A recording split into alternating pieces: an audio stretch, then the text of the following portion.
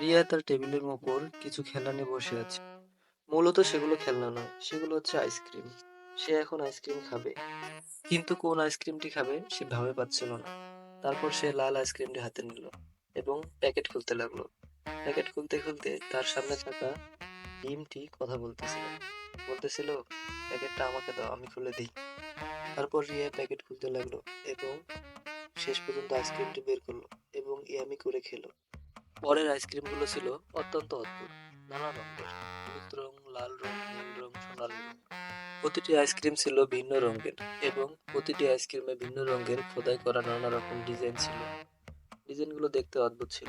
তারপর লাঠিয়ালা আইসক্রিমটি হাতে নিল এবং খাওয়ার জন্য প্রস্তুত হলো। তারপর লাঠি থেকে আইসক্রিম খুলে খুলে একটা করে খেতে লাগলো এবং খেতে খেতে এক পর্যায়ে সে সবগুলো খেয়ে শেষ করলো। আর মাত্র একটা বাকি। তারপর সে সেটাকে রেখে দিতে চাইলো। তারপর সে কি করলো, সেটাকে ডিমকে খাওয়াই দিল। ডিম খুব খুশি হলো এবং হাসতে লাগলো। তারপর সে আরেকটা লাল প্যাকেট হাতে নিল এবং খুলতে লাগলো, কিন্তু প্যাকেটটা ছিল খুব টাইট, তাই খুলতেছিল না।